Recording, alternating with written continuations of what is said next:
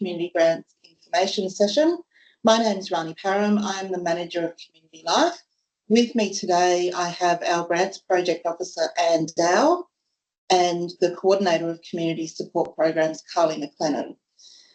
We will be recording this webinar as well, so it's up to you if you choose to have your camera on or not.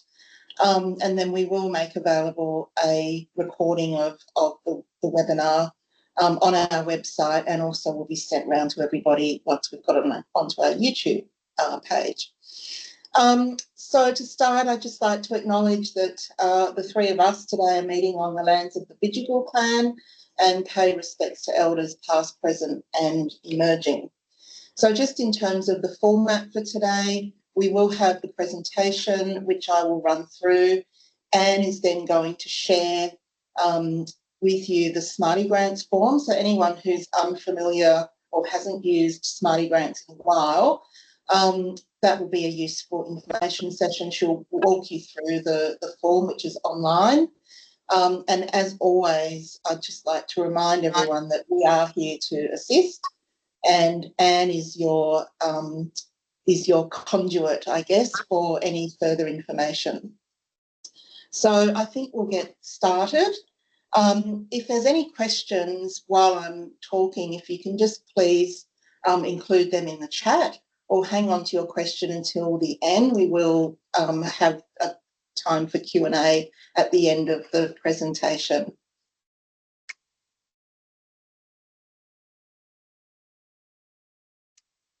So firstly, about Bayside Council, for anyone who is unfamiliar with our local government area, we are in the south and the southeastern suburbs of Sydney, and we have the 5 wards that cover our local government area. We have a very diverse population in Bayside. Over 50% of our community speak a language other than English, or come from other parts of the world and have made Bayside their home. We've got about 185,000 people who live in our LGA, and we do have a community profile of population demographics, which is available on our website. And at the end of the presentation, I'll show you where you can find that, because some of that information is quite useful for your grant application. Now, just very quickly, we offer grants funding of up to $5,000 to assist applicants with improving and extending, or even to establish new programs and services that respond to the local issues of our community. The grants are currently open, and they will close at 5 p.m. on Friday the 29th of August. As I mentioned before, we only allow applications to be made through the Smarty Grants platform, which is online, and Anne is going to run through that with you at the end. Unfortunately, we're not able to accept late applications, so really do emphasise to get your application in by the due time frame. So we do have 2 categories of funding. We have our small grants category, which typically is used by organisations to purchase items of equipment, but we also have this small grant pool available for organisations that want to produce an information resource, such as printed material, or if they want to have a small local event or a specific activity. The $2,000 we find usually covers those sorts of activities. And then we have our seeding grants, which is up to $5,000. So the seeding grants really are about establishing new program or extending an existing program to reach a different audience. And the kinds of things that we're looking for are innovation, and I guess the concept behind seeding grants is that it's a bit of a handout, I guess, to applicants that want to do something new and different in Bayside. And it's responding specifically to some of the feedback that we've had from community groups, where they might want to go for, like a state government grant or a federal government grant, but because they haven't had the experience of being able to deliver that particular activity in the past, they find it difficult to get that funding. So the seeding grants kind of fill that gap, I guess. It gives you that experience to be able to say, look, we've run this activity, or we've developed this program, and now we want to extend it and sustain it for a longer period of time. And then you've got that sort of track record, I guess, to go back to other funding bodies. So that's where the seeding grant concept came from.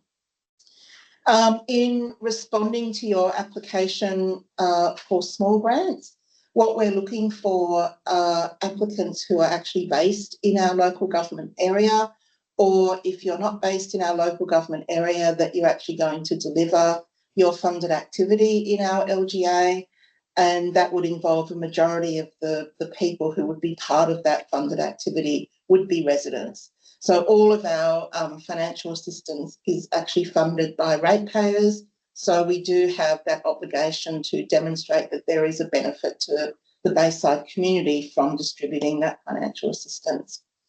We want to see that whatever it is that you're purchasing with your small grant is going to increase the access and usage of the activity, or the funded activity. And that we also want to see collaboration and sharing of resources. So that's about trying to make sure that, we're getting good value for money. We've also seen small grant usage for activity that promotes health and wellbeing, or even for lifelong learning. Some of our seniors groups have applied for small grants so that they can print information resources for people, and that benefits people who don't necessarily have access to internet or have the confidence around using the internet. And as well, if your application or your proposal is responding to an identified need in the community, then that's always looked upon favourably in terms of the assessment. With the seeding grants, I mentioned before, what we're looking for with this is something new and different that hasn't been done before. So it could be, developing a new program that has never been run in Bayside. Perhaps it's been run in a community somewhere else and wanting to introduce it to Bayside, or it could be an existing program that your organisation currently runs, but extending it to reach a different demographic. So we're really looking for something that's not been done before. The types of applications that we've seen previously, projects which strengthen and increase the community's capacity. So that could be skills and knowledge.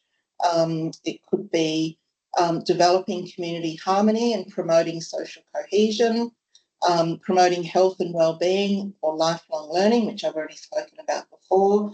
We've also funded applicants who have used creative and artistic-based projects to activate public spaces. And there was one a successful applicant from last year that was looking at an arts project in Daceyville. So we're open to things like that, new and different, never been done before.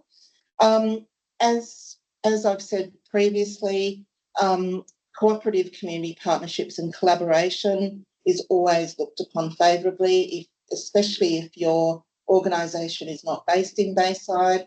It's always looked upon favourably if you can partner with a Bayside organisation or a community group.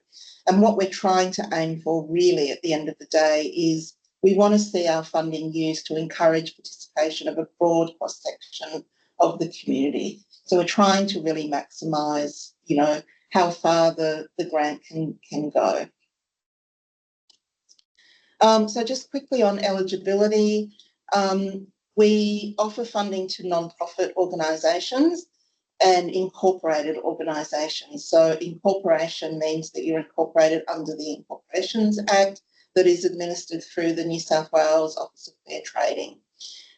If you have a volunteer management structure for your community group, so I guess that we're trying to get away from people who are paid because that's a for-profit commercial entity. If you are not incorporated, if you're a community group, that's fine. You can still apply, or even if you're an individual, you can still apply for our funding. But unless you can have the funding auspiced or held by an incorporated body, your application will very unlikely be successful.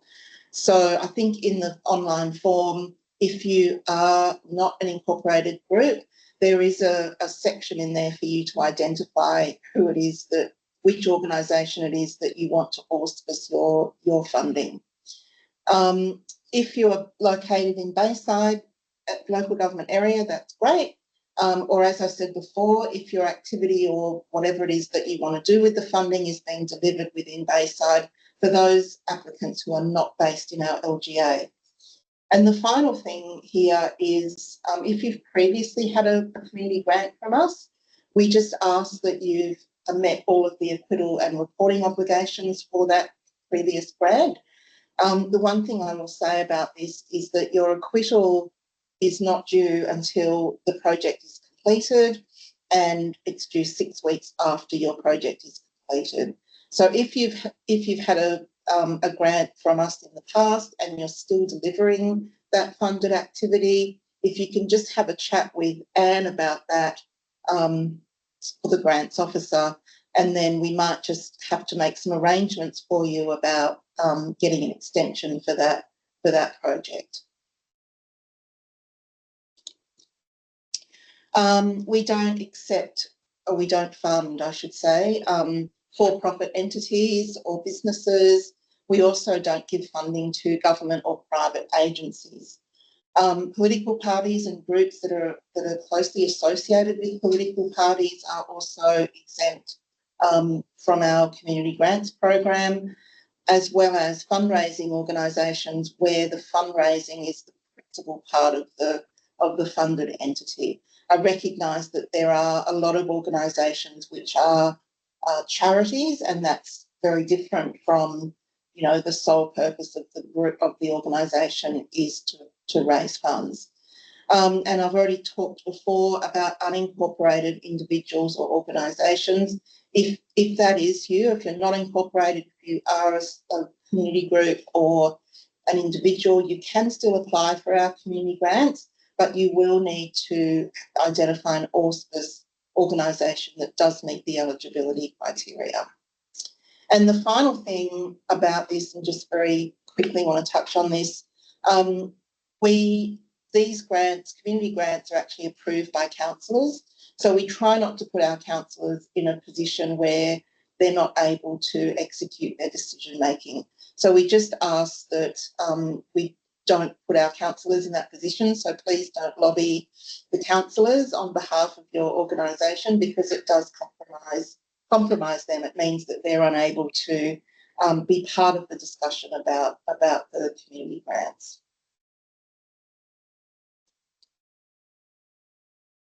So the applications themselves, so we won't be accepting applications that are late, they come in after 5 p.m. on the 29th of August, or if there's any incomplete information.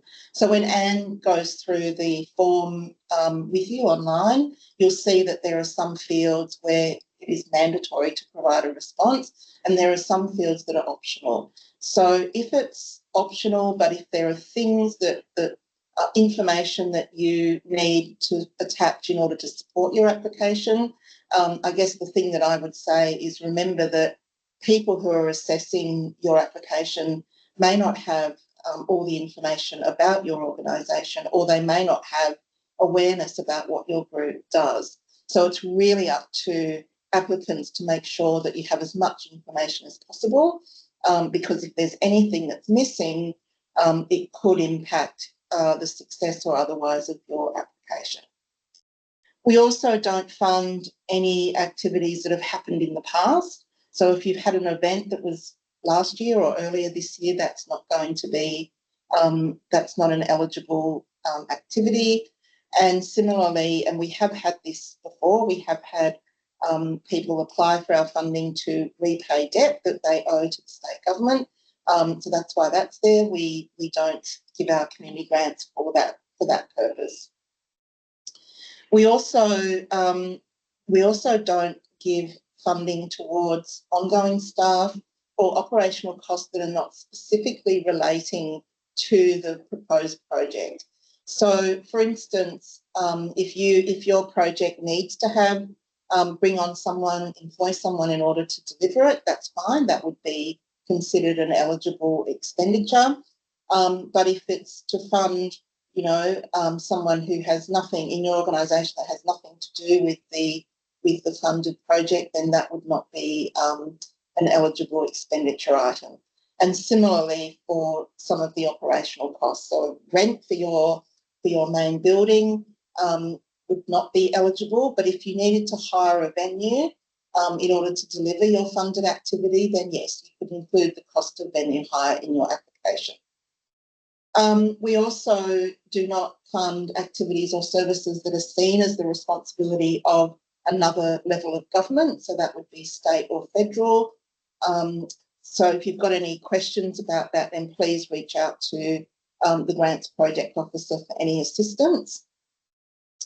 We also don't fund fundraising drive, where the fundraising drive is the sole purpose of the funded activity. So we have given grants in the past to applicants who are raising funds for a particular charity, but that is a secondary outcome of the funded activity. And the example that I'll give is the Burley Big Bash, which we gave a community grant to for their event earlier this year. The purpose of that was to try and get more women and to raise awareness about mental health in the community. And it just so happened that the side outcome of that, or secondary outcome of that event, was that there were some funds that were raised for a mental health charity. And if you've got an outstanding debt to council, so that could be for, use of a venue that you haven't paid us for, or for any other matter, then it's pretty unlikely that you would receive a community grant from us. So some of these tips will be obvious, and I apologise. I'm not trying to, assume that people don't have knowledge, but sometimes it just takes a little reminder. So giving yourself plenty of time to plan your application, and look, I know I've done it myself. I'm always guilty of leaving everything to the last minute and then kicking myself that I didn't start things sooner. Making sure that you tick all the eligibility boxes first. And I'm going to keep saying this throughout the presentation, but Anne is probably the best friend that you will have through this process. So if you can always make contact with Anne if you've got any questions. There's Anne popped up on the screen. Yes, Anne will be able to assist. And if there's anything that Anne can't answer, then she will always come to myself or to Carly. And that also goes for, the auspice organisation. If you're unclear about whether an organisation is incorporated, then you can always reach out to us. Being very clear about what you want the funding for and which grant category that it's covered under. If you're only wanting to purchase some new equipment for your sporting club, and it's, for a small amount of money, then the best thing to do is to submit an application for small grants rather than one for seeding grants. And I've seen this mistake happen previously, where an applicant applies to the wrong grant stream and ends up not meeting the eligibility criteria or not meeting the program criteria for that particular stream and miss out altogether. So again, if you're unclear about that, Anne is always the best person who can assist you with this. Now, the community grants guidelines, when we email after this webinar, we will attach the guidelines for you just for your convenience, but they are on our website as well, on the grants and donations page.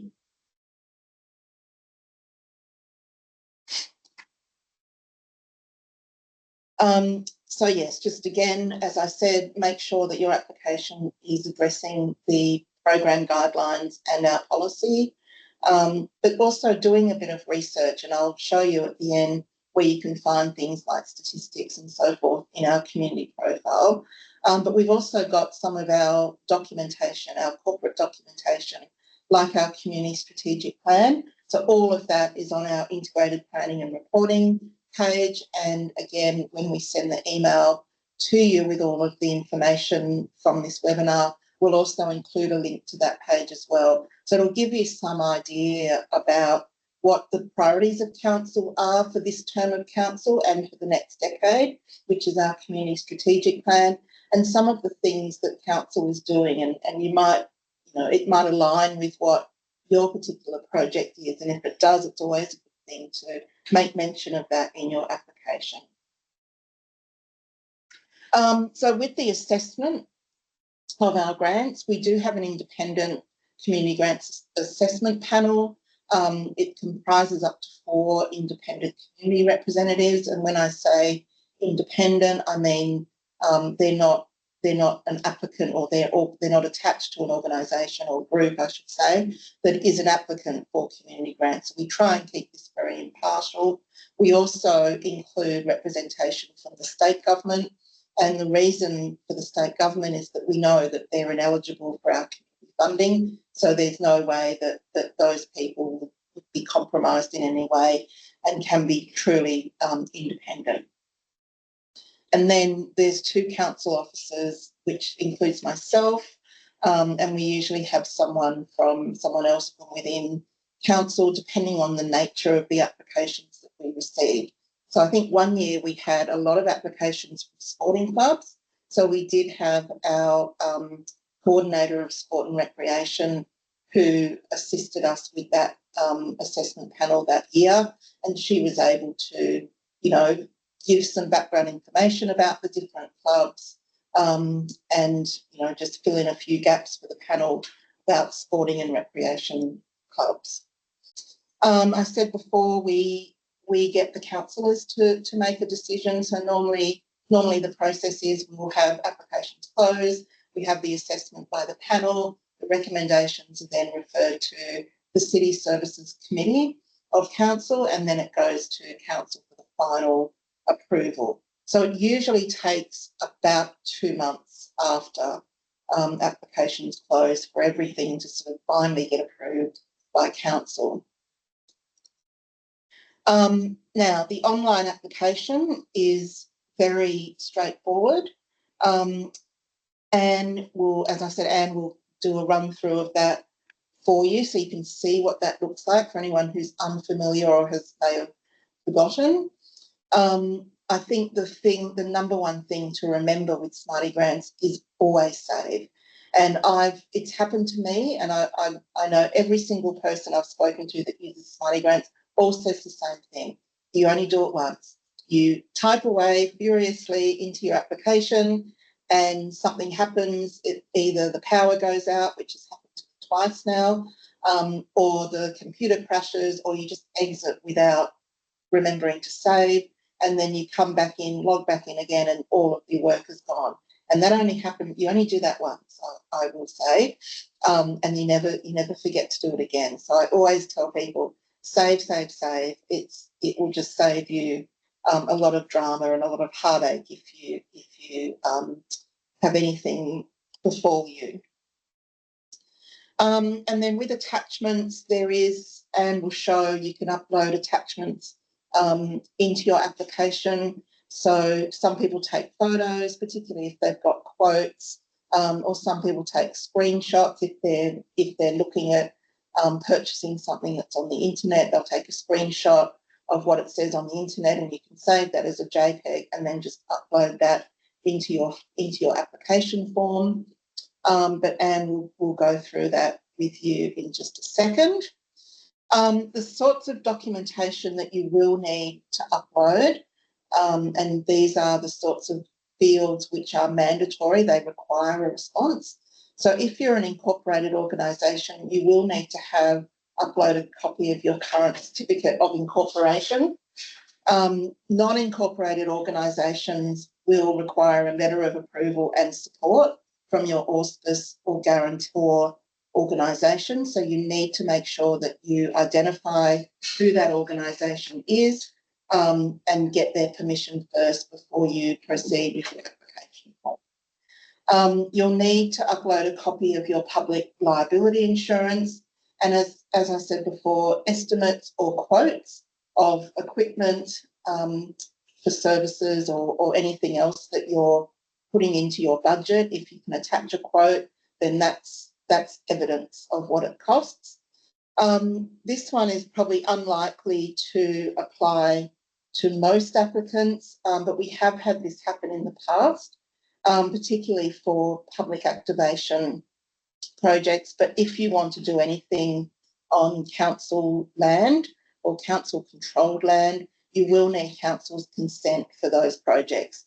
So again, if you think that this applies to you, or if you're unsure whether what you want to do is something that requires council's approval, please just reach out to Anne and ask her.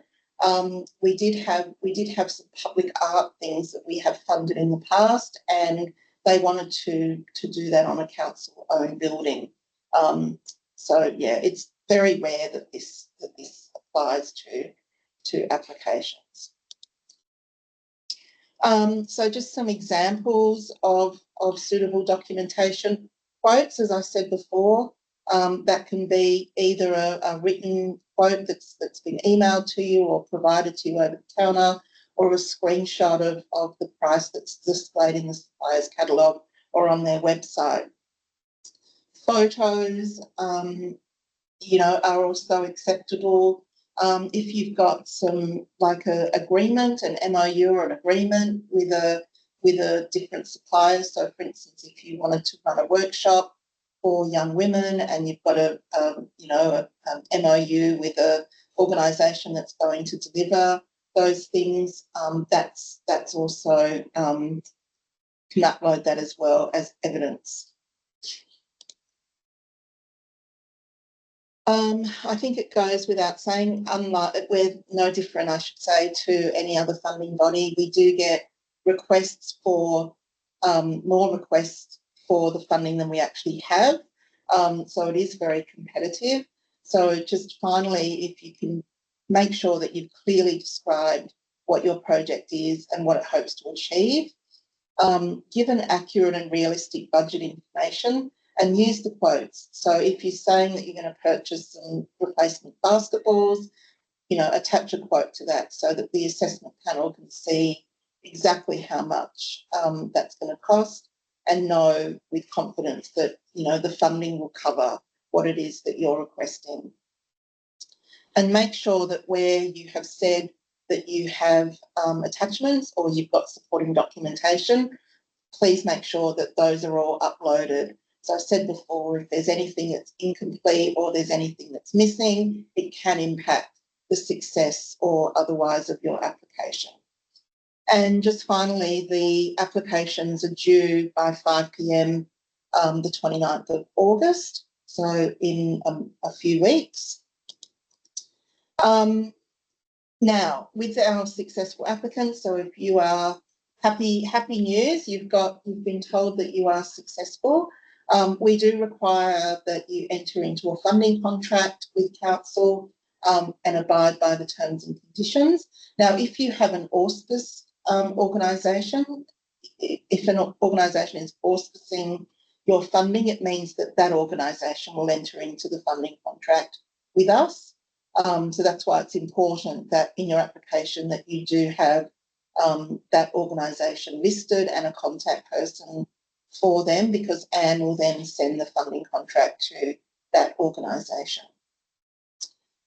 Excuse me, expending the funds as outlined in the application and within the dates that are specified in the contract. Now, things happen, I get it, things don't always go according to plan. If you can't deliver your funded activity within the specified timeframe, please just contact us and we'd be happy to give you an extension. We also require an acquittal report at the conclusion of the project. So remember I said a project is deemed to be completed once it's actually been fully delivered, you've spent the funds, you've finished what it is that you were doing. and then it's 6 weeks. You've got 6 weeks to provide us with an acquittal report. And the acquittal report gives us information about what you did. It gives the financial documentation, so how you spent the money, and any sort of outcomes or any benefits that were inferred to the community as a result of your funded activity. The funding agreement also requires that council's support for your project is acknowledged where possible. So that could be on any, collateral that's information collateral. It could be at an event or, in speeches and so forth. Again, if you're unclear about that, please just reach out to the grants project officer. We can assist with any inquiries. Yes, a reminder. So there is a hard close at 5 p.m. on the 29th of August. And the hard close means that if it's 5:01 p.m. on the 29th of August, then you won't be able to access the system. So the Smarty Grant system will be closed. So I can't say this often enough. Make sure that you do get your application in by the closing date and time. And Anne is your contact. She will be your best friend throughout this process. And if Anne's not able to assist, then we will always have someone who is able to assist, whether it's myself or whether it's Carly. So you will have all of that information provided to you so that you don't have to go searching for Anne's contact details. Now, I might just quickly show you the community profile and then I'll hand over to Anne for the run through of the Smarty Grants. So with our community profile,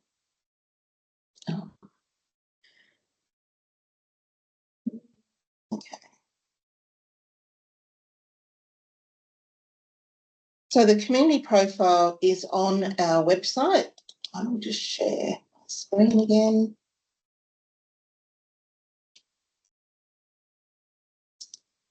And this is where it is.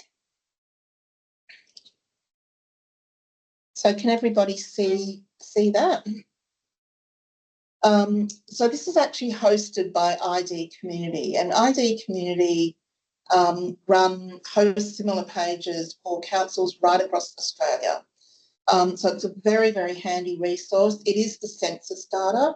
So I guess, we're coming up to a census due next year. So the data is kind of a little bit dated. But nevertheless, this is a fantastic resource for people that want to know more about our community. So we can just, if we toggle over some of these menu options here, you can find things like our age. We can find out information about our ethnicity, education and our health needs, employment and volunteering, and household information. And then down here is some of that information in a little bit more detail. So we've got a First Nations menu tab, we've got recent arrivals menu tab, we've got a tab for people who are non-English speaking background, overseas born, disability and need for assistance, low income households, and a whole lot more information. So I would, we'll put a link to this in the email that goes out to you, but you can find it from our homepage, bayside.nsw.gov.au. That is just a very useful resource for people. So I might pause there and hand over to Anne, who's going to run you through the Smarty Grants platform. Hi everyone, thanks Marnie. So this is our Smarty Grants platform. So this link is available on our website, but I'll also send this out to everybody after the webinar.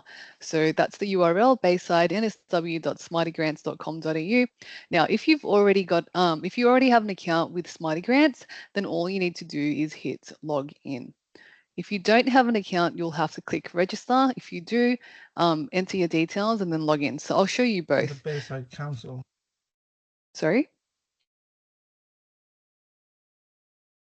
Okay, so this is the register button here.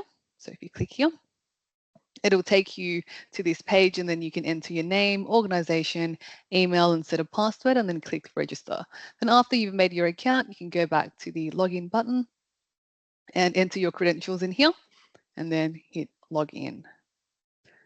So once you've logged in, this is what you'll see. So if you click on the round, the 2025-2026 round, this is what you will first see. So I want to take you through the form, and I will start with previewing the form. On the very first page here, we have the introduction. So this is all the stuff that Rani had mentioned before, so that we've got two types of grants, the small grants and the seeding grants. And it's got my contact details here as well. So if you have any questions whilst you're going through the page, feel free to call me or email me. Now, the first step is to select which type of grant you're applying for. So let's say I'm applying for a seeding grant, I'll tick that. Then I'll go to the next page. And then here it's got all the questions about eligibility. So as Rani mentioned before, there are lots of different things that you need to be sure of before you apply for the grants, but have a read through our policy, which I'll send through shortly as well, and then you can fill in this page here.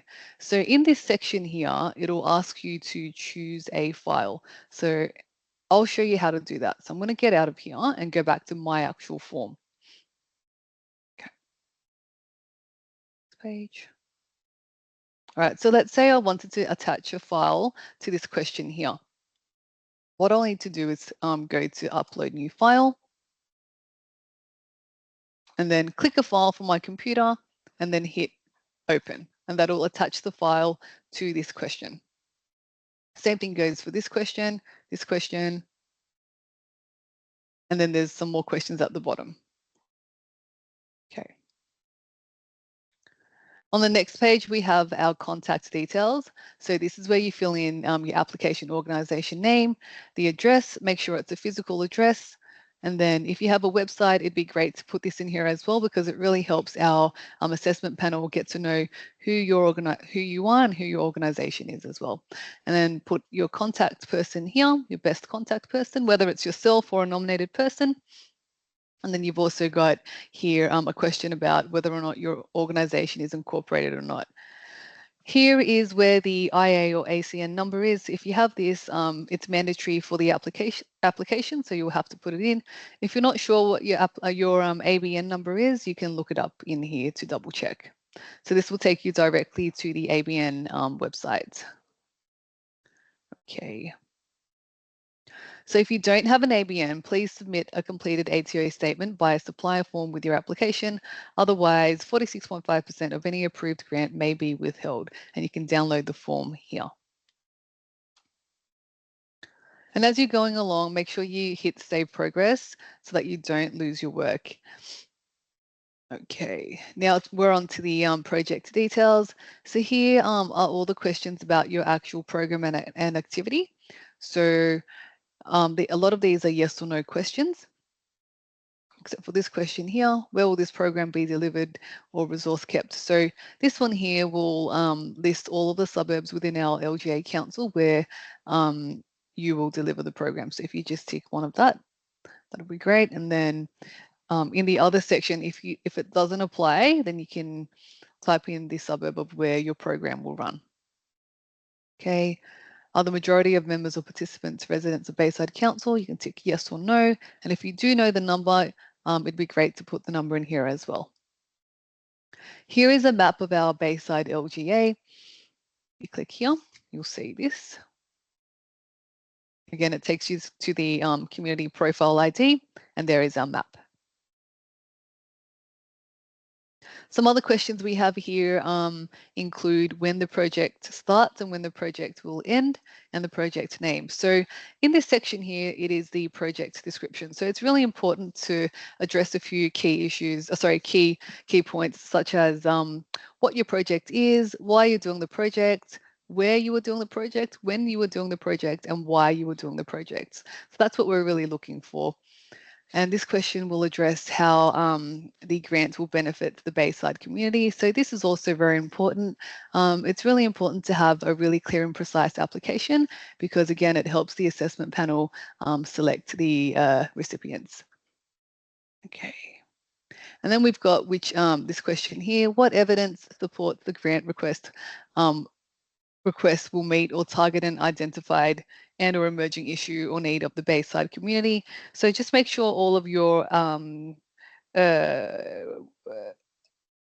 written responses are no more than 200 words. And if you do need to attach a file, once again, you can always upload a new file in here. There's some more room to write your response here. What are the planned activities with that question there? And then with this question here, you can tick more than one box. So this is important for us to see which target groups you will be targeting with your project. And here there is a box for you to list the expected outcomes of your project. And with this one here, this question is how will you know if these outcomes have been achieved or not? So you can put an example of something you've done in the past that reflects what you will be doing now as well to help with this response.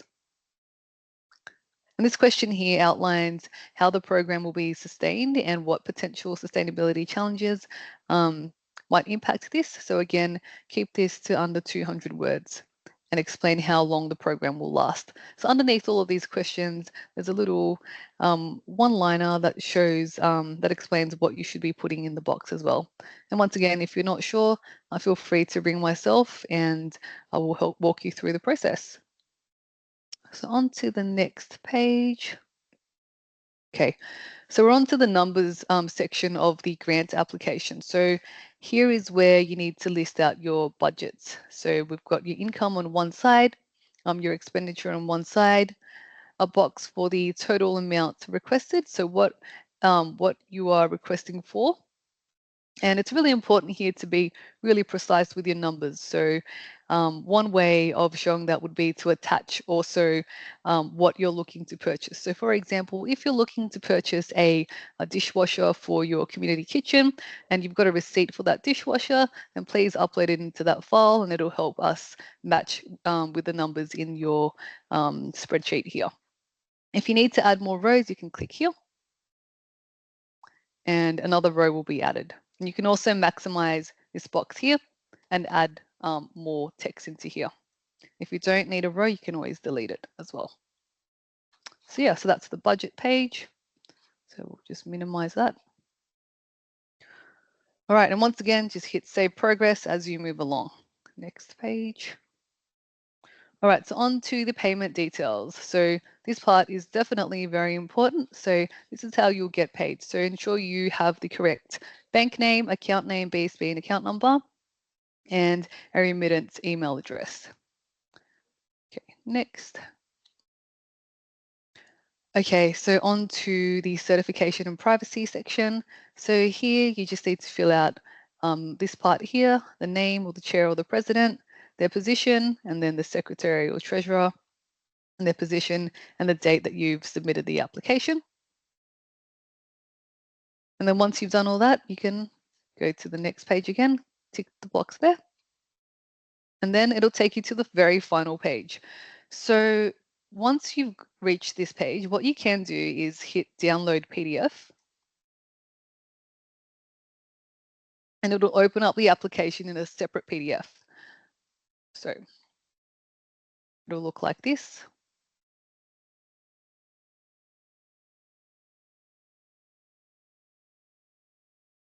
And whilst that's loading, I recommend that you also save your progress as well. So this will show you all of your answers and you can save this separately on your computer to make sure you haven't lost anything. So if you haven't completed the form and you would like to come back to it before submitting it, this is a great way to make sure that you still have all of your questions and answers in the same spot without losing your work. So going back to here, on this page here, this has taken me back to the very start. So it's got all of your questions in the same web page. Okay. And then once you're ready, You can hit submit. So I'll just go back to the main page and just show you how to access the form as a PDF before filling it out. So you can always click download preview form and you can print out this form, oops, and have this on the table as you're filling out your form on the internet. So that's also another way that you can save your responses without losing your work if you prefer to have a manual copy. So yeah, that's pretty much it from me. And I'll open up the floor to any questions you may have.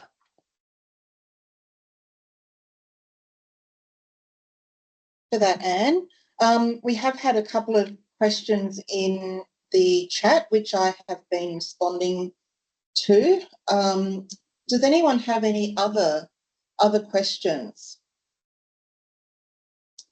Just while we're waiting for people.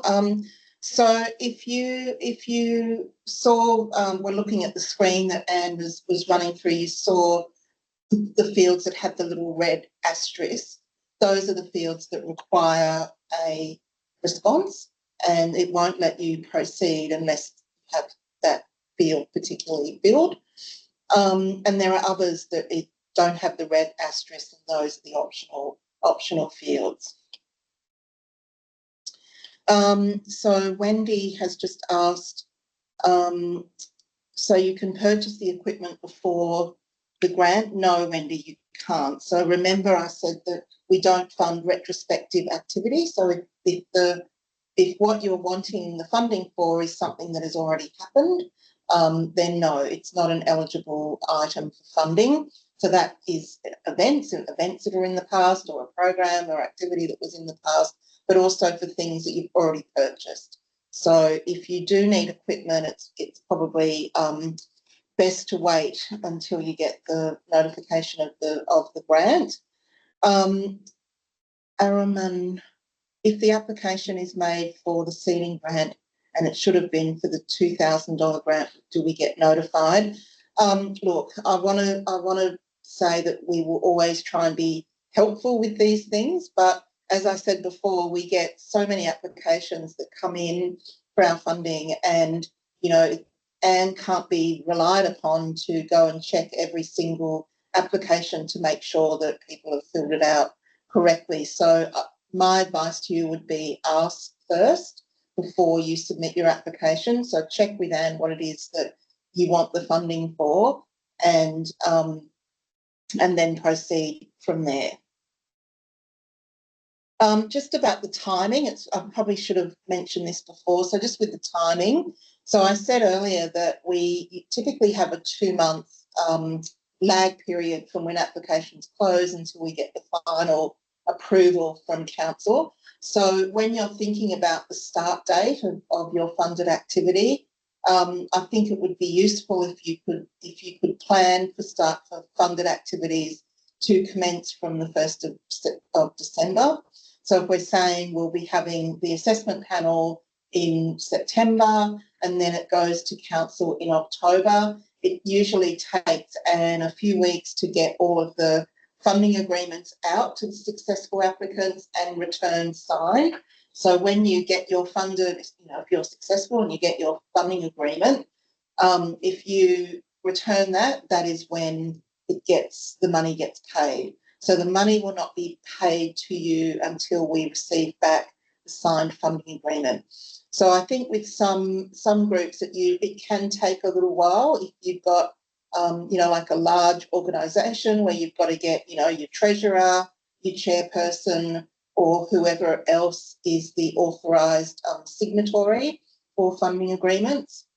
Sometimes it can take a bit of time for that to sort of work its way through the organisation.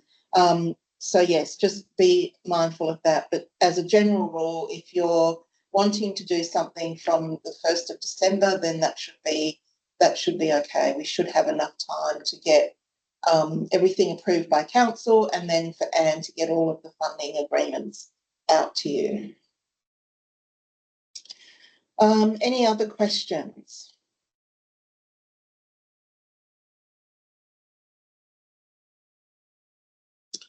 So Cindy, thank you, Cindy. So Cindy The remaining amount, if partially funded, will be okay. Yes. So, so Cindy had a great question. Cindy's question was, you know, what if the council grant is only just one funding source? If our project has multiple funding sources. So, in the budget section of the application form, you'll see that there is the option for you to list other funding partners.